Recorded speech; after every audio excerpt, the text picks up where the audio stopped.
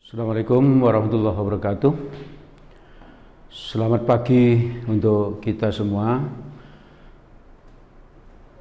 Semoga kali ini kita dalam kondisi sehat sehingga kita bisa tetap beraktivitas dengan baik dan bisa menerima pembelajaran matematika yang akan kami sampaikan pada pagi ini.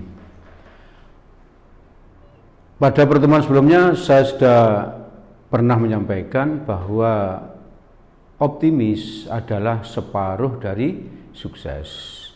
Maka yuk kita pagi ini kita laksanakan itu. Kita sekarang ini dalam kondisi optimis, fokus.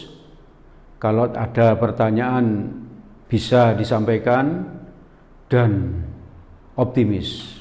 Kalian akan bisa paham terhadap apa yang akan saya sampaikan ini. Kesempatan pagi ini saya akan melanjutkan materi tentang limit fungsi trigonometri untuk X-nya yang mendekati 0 ya. Kalau X-nya mendekati 0. Kalau X mendekati 0 ada beberapa rumus yang bisa kita ambil, kita pakai. Jadi seperti ini. Kalau X-nya mendekati 0, sin AX per BX. Ini langsung hasilnya nanti saya taruh sini. Hasilnya A per B. Jadi hasilnya langsung ini aja ini. Angka di depan X dibagi angka di depan X. Ya. Maksudnya di depan X yang bawah. Kalau seperti ini. Limit X mendekati 0. Tan AX bagi BX. Maka ini pun hasilnya adalah A per B. Jadi angka di depan X atas dibagi angka di depan X bawah. A per B.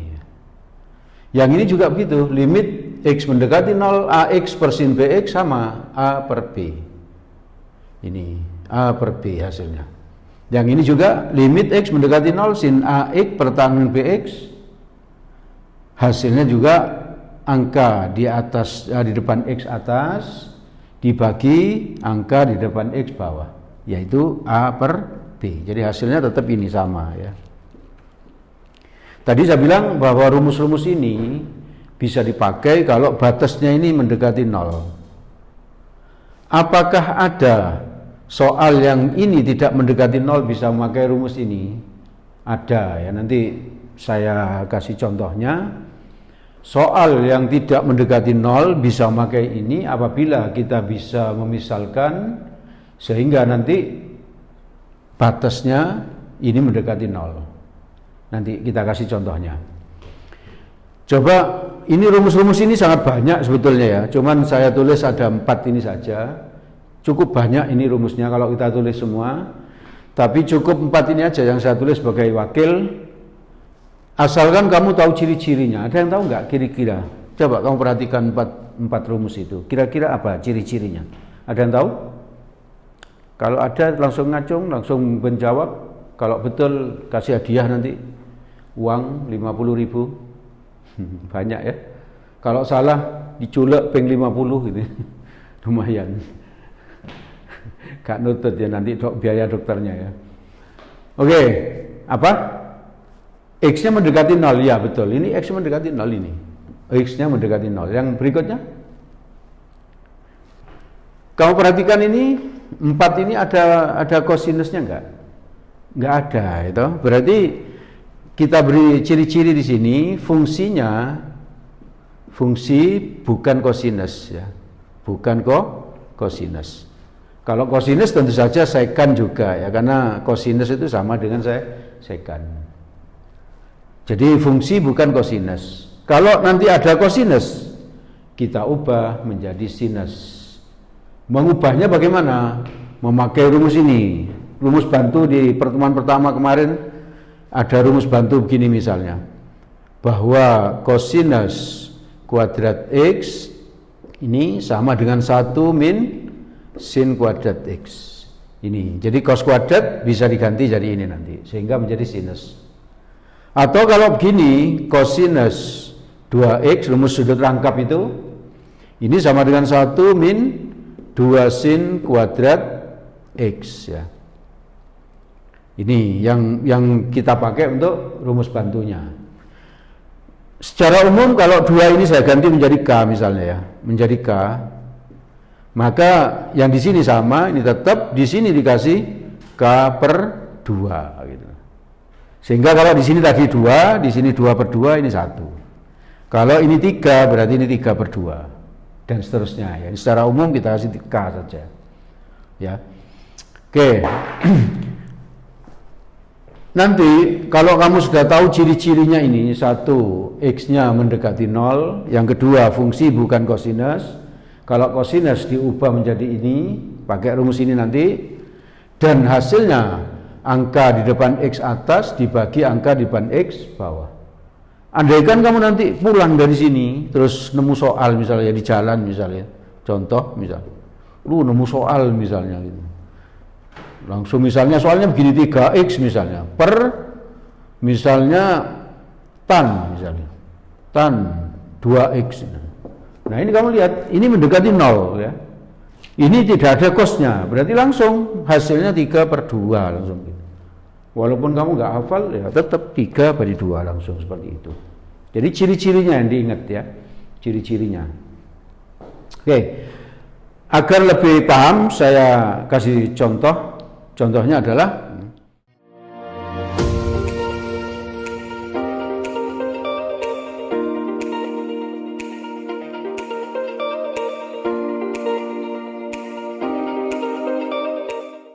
misalnya ini contohnya. Ini saya ambil seperti biasanya, saya ambil dari soal SBMPTN beberapa tahun lalu. Seperti yang pernah saya bilang bahwa apa? Mengerjakan soal SBMPTN itu sebanyak-banyaknya. Tahunnya itu yang banyak itu, jangan dibatasi hanya 5 tahun, 10 tahun, yang banyak ya, yang banyak. Semakin banyak makin baik ya. Nah, ini salah satu contohnya seperti ini. Limit x mendekati 0, sin 3x dikurangi sin 3x, cos 4x, 4x kuadrat, sin x. Adakah sesuatu yang istimewa di sini ini dari soal ini yang bisa kita manfaatkan? Ada yang tahu? Tahu? Ternyata ini, oke, kamu cukup teliti ya. Ini sin 3x saya urek gini ya. Di sini ada sin 3x. Berarti ini sama ya. Kalau sama bisa dikeluarkan. Dikeluarkan gimana? Misalnya ada begini. A dikurangi AB, ini dan ini sama, bisa dikeluarkan jadi gini, A. Kalau ini A sudah keluar, di sini tinggal 1 min, ini A sudah keluar, tinggal B gitu ya. Jadi seperti itu, pakai ini ya. Sehingga ini menjadi apa? Limit x mendekati 0, yang sama ini, yang saya urut dikeluarkan, jadi A ini lah. Menjadi sin 3x kali 1 min cosinus 4x, paham ini ya? Seperti ini, 1 min B, B nya kan ini, cos 4x dibagi, ini agar apa, lebih sederhana nanti, sinnya saya taruh di depan aja menjadi gini, sin x kali 4x kuadrat, ini boleh ya begini, jadi seperti ini, A kali B misalnya, bisa ditulis menjadi B kali A ya. Untuk apa saya balik? Agar ini seret ini bisa langsung saya kasih nilai ya. Berarti apa ini? X nya mendekati 0 ya, X nya mendekati 0, ini sin, berarti bisa langsung pakai ini langsung. Berarti hasilnya berapa? Coba limit X mendekati 0, yang ini 3 per 1 ya. Jadi bisa satu tulis 3 per 1. Sehingga yang ini ditulis lagi, yang ini nggak perlu ditulis karena ini sudah hasilnya 3 per 1. Yang ini saya tulis ini berapa? 1 dikurangi. Tadi saya bilang kalau ada kosinus, maka kosinusnya diubah menjadi sinus. Kita pakai yang ini, rumus ini. Kalau di sini ada kuadrat, pakai yang atas ini ada kuadrat. Kalau ini nggak ada kuadrat, berarti pakai yang bawah. Cos 4x, ini cos kx, berarti k-nya 4 ya. K-nya 4. Berarti langsung tulis ini berapa? Kasih kurung lagi biar nggak salah ya. Ini saya kasih kurung besar gini. 1 min ini, 1 min 2 sin kuadrat. Rumusnya di sini k per 2. K-nya di sini 4. Berarti bisa saya tulis 4 per 2x ini. Seperti ini. Dibagi 4x kuadrat. Sinnya nggak usah ditulis karena sudah ada di sini. 1 dikurangi 1 habis ya, 0. 1 kurangi 1 0. Berarti ini kesana nanti sama dengan limit x mendekati 0 seperti ini. 3 per 1 itu 3. Kalau angka ini boleh keluar dari limit ke sini, sehingga bisa ditulis di sini sama dengan 3 dari sini. 3 per 1, 1 kurangi 1 0, min kali min plus jadi 2. Sin kuadrat itu langsung saya tulis gini, sin kali sin, paham ya? Ini sin kuadrat, jadi sin kali sin. Ini 4 per 2x, berarti di sini 2x, di sini 2x. Dibagi, di sini ada 4x kuadrat. 4x kuadratnya saya tulis 4x, di sini x. 4x kali x itu sama dengan 4x kuadrat. Untuk apa dipecah-pecah seperti itu? Agar ini bisa langsung ada nilainya, yaitu 2 per 1, ini 2 per 1. Karena sudah sin dan x, tidak ada cos. Yang ini menjadi 2 per 4, ini 2 per 4. Maka sekarang hasilnya 3 kali ini, 2 kali ini, 2 per 4 kali ini 2. Sehingga ini bisa dicoret dengan ini. 2 kali 2 4, dibagi 4 1. Sehingga hasilnya 3 kali 2 sama dengan 6. Nah ini cukup mudah ya.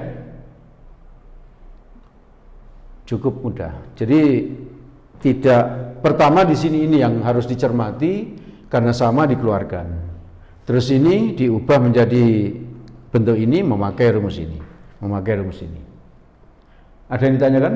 Barangkali di situ? Oke, kalau enggak ada, kita lanjut ke contoh berikutnya.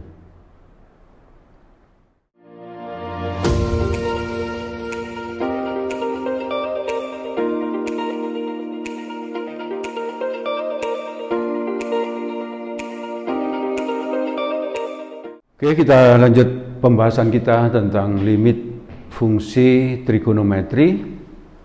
Di bagian yang kedua, yaitu bagian apabila batas limitnya mendekati 0 ya. Sebelum saya lanjutkan pembahasan kita, coba kita main-main ya. Main-main tapi pakai logika ya, mikir. Ini ada gambar seperti ini. Gambar seperti ini. Ini gambarnya segitiga sama sisi ya. Ada berapa buah segitiga sama sisi yang sama? Kita hitung ya. 1, 2, 3, 4. Ini gambar ini adalah 4 buah segitiga sama sisi yang besarnya sama.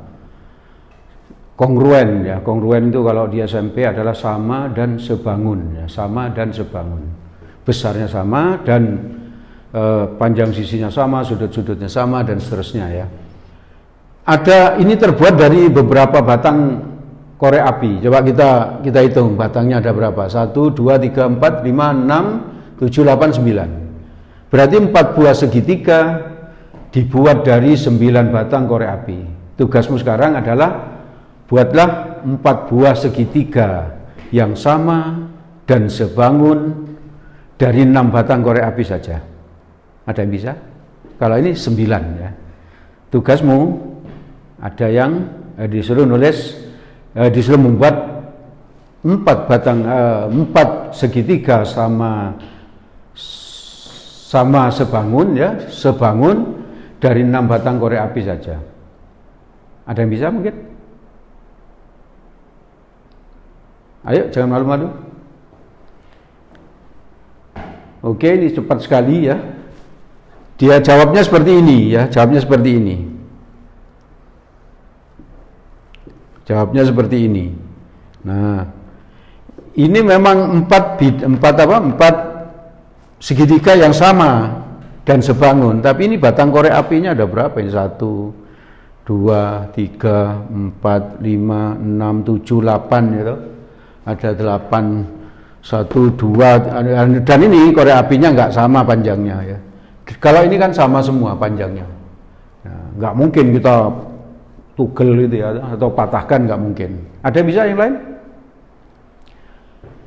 Oke, agar tidak makan waktu terlalu banyak, maka yang benar itu begini ya. Yang benar begini, 1, 2, 3, 4, 5, 6. Ini ada 4 buah segitiga, 1, 2, 3, 4. Batang korek apinya ada berapa? 1, 2, 3, 4, 5, 6. Nah, ini apa ini namanya? 5 segitiga beraturan. Paham ya? Kenapa kok saya bisa soal seperti ini? Kemungkinan yang pertama saya cerdas itu kemungkinan gitu. Atau mungkin apa? Karena saya pernah mencoba sebelumnya, pernah tahu. Berarti pengalaman. Nah, memang saya pernah menyampaikan bahwa persoalan itu bisa diselesaikan dengan 2 cara. Gitu.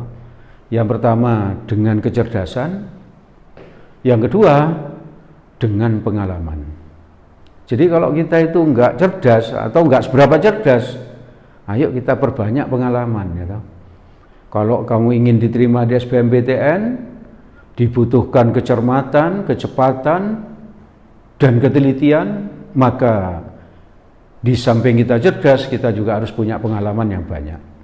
Yuk kita perbanyak pengalaman dengan cara memperbanyak latihan soal. Oke, kita lanjut dengan contoh ini, yang kedua. Ini soal tes masuk UGM ya, tes masuk UGM. Maka kalau ada tanda seperti ini, minus, ini soalnya limit X mendekati 0 super X min ini. Kalau ada tanda minus atau plus di sini, itu langkah pertama, samakan penyebut. Maka ini kalau ditulis dari limit X mendekati 0, 1 per X min 1 per X cosinus X. Ini soalnya sama. Coba perhatikan antara ini dan ini, apa yang beda? Di sini X cos, di sini X. Berarti di sini kurang cosnya. Nah, agar sama, di sini saya kalikan dengan cos. Karena di bawah dikalikan cos, maka di atas pun harus dikalikan cos. Jadi tanda titik ini kali ya maksudnya ya. Nah, sekarang ini penyebutnya sudah sama. Kalau sudah sama berarti bisa ditulis cuma 1 kali aja menjadi limit X mendekati 0 ya. Saya tulis sekali aja begini, X cosinus X. Maka di sini 1 kali cos X adalah cos X min, ini min 1, 1. Paham sampai sini ya? Terlalu cepat dah bahasnya? Enggak ya, sudah pas ya. Oke, kalau terlalu cepat bisa bilang ya. Apa kurang cepat? Oh enggak, pas sudah. Oke, sekarang sama dengan limit X mendekati 0. Nah ini sudah mirip seperti tadi itu. Cuman ini ada hal sesuatu yang spesial. Ini ada cos sini, tapi di sini kali gitu ya. Kalau kali kayak gini, ini nggak usah diubah yang cos ini. Kalau perkalian, yang diubah itu kalau tandanya minus atau plus. Nah kalau kali gimana? Coba perhatikan, kalau 0 ini saya masukkan ke sini. Ya, cos 0, berapa cos 0? 1, pandai. Berarti yang ini nilainya adalah 1. 1 kali X, berarti ini nggak usah ditulis lagi nanti cosnya. Tinggal X kali 1, tinggal X. Paham ya? Oke. Yang cos ini karena di sini minus, maka ini saya ubah memakai rumus tadi yang di sini itu loh. Gimana tadi? 1 min 2 sin kuadrat K, berapa K-nya? Di depan X angkanya 1. Berarti di sini 1 per 2 X ya. Jadi ini 1 min 2 sin kuadrat setengah X itu dari sini asalnya ya. Yang ini belum ditulis, berarti di sini min 1 dibagi X. Yang cos X tidak saya tulis lagi karena nilainya 1. 1 kali X hasilnya X. Oke, ini bisa dicoret, 1 kurangi 1 itu 0, nggak usah ditulis. Maka sama dengan limit X mendekati 0, ini saya tulis min 2 sin setengah X kali sin setengah X gitu. Sin setengah X. Ini dari mana sin dengan sin? Ini kuadrat ini. Kuadrat adalah seperti A kali A itu A kuadrat. Kalau sin kali sin, sin kuadrat ya. Dibagi X ya. Yang ini berapa ini? Setengah ya. Setengah per 1. Maka sama dengan apa nanti? Min 2 kali berapa ini? Setengah limit X mendekati 0 sin setengah X. Ini coret hasilnya min limit sin setengah X ini, X nya masuk sini coba berapa? 0. Sinus 0 berapa? Sa 0 ya. Berarti 0. Min 2 kali setengah itu 1, sinus 0. Ini hasilnya 0, berarti 0 kali min 1 hasilnya 0. Jadi nilai limit ini hasilnya 0. Paham ya? Jadi kuncinya di sini samakan penyebut. Jadi samakan penyebut, prosesnya seperti ini. Yang ini perlu diingat-ingat bahwa kalau pengurangan atau penjumlahan cosnya diubah menjadi sin. Tapi kalau perkalian X sama dengan 0 masuk sini, cos 0 itu 1 kali X itu X. Itu artinya, kuncinya. Oke, saya kira itu contoh yang kedua. Kita lanjut ke contoh ketiga.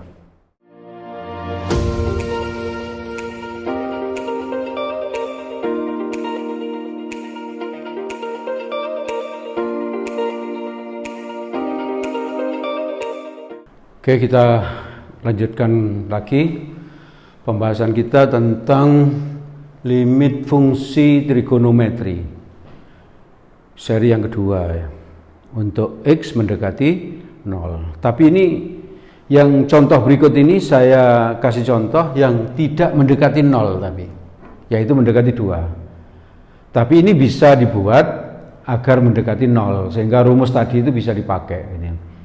Bagaimana caranya? Coba kamu perhatikan ini.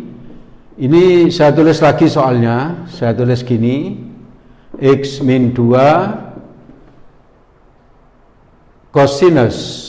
Ini di sini ada pi, saya keluarkan aja menjadi pi, gitu ya. Yang sama saya keluarkan pi, yang enggak sama di dalam kurung yaitu apa? X, ini tandanya min, di sini min, ini yang tidak sama berarti 2, seperti ini. Dibagi tan. Di sini ada 2pi, 4pi ini bisa diubah menjadi 2pi kali 2. Sehingga di sini ada 2pi, bisa dikeluarkan menjadi 2pi. Di sini tinggal X min 2. Dari sini ini sebetulnya soal ini bisa dikerjakan dengan cepat gitu ya. Kalau saya ngerjakan soal ini enggak saya tulis ya. Saya lirik gini aja langsung jawabannya 1/2pi gitu ya. 1/2pi. Enggak usah lama-lama. Kenapa kok bisa begitu? Apakah saya pakai cara cepat? Tidak. Saya nggak suka pakai cara cepat. Saya sukanya pakai cara biasa, tapi otak yang dipercepat. Dengan pengalaman yang banyak. Nah, bagaimana itu bisa terjadi? Kalau saya nerangkan agak lama memang. Jadi seperti ini misalnya. Agar kamu paham, ini saya misalkan gitu ya. Misal P, atau ini huruf sembarang ya.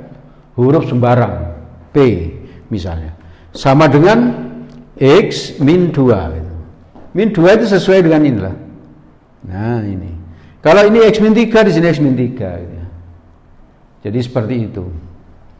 Maka sekarang kalau X-nya 2, ini kan 2 sekarang. X-nya 2, ini 2 dari sini ke sini. Maka P-nya adalah 2 masuk sini. 2 min 2 berapa? 0 ya. Maka sekarang soal ini berubah menjadi apa? Limit P mendekati 0. Dari mana P mendekati 0 inilah? P mendekati 0 saya urek-urek gini ya, nggak apa-apa. Catatan itu diurek-urek boleh ya. Biar apa? Kalau belajar itu ingat, oh ini asalnya dari sini, ini asalnya dari sini gitu. Terus yang ini X min 2 sama dengan ini berarti diganti P ya. Berarti di sini P. Ini tulis cos. Ini tulis, ini ada P nih, P.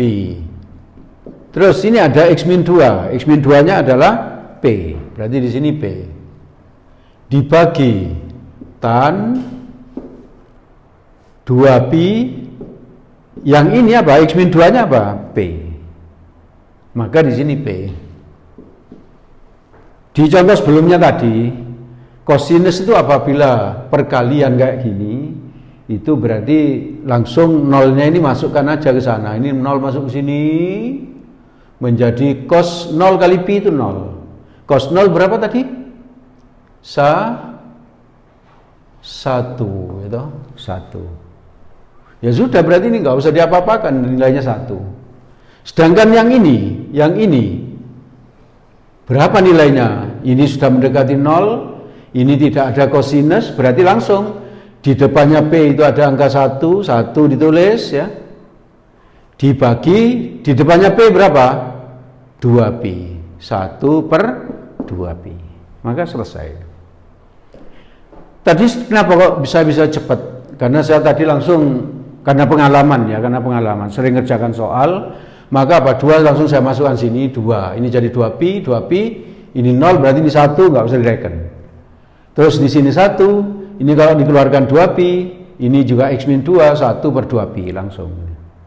Jawabnya sama. Coba dilatih kayak gitu ya.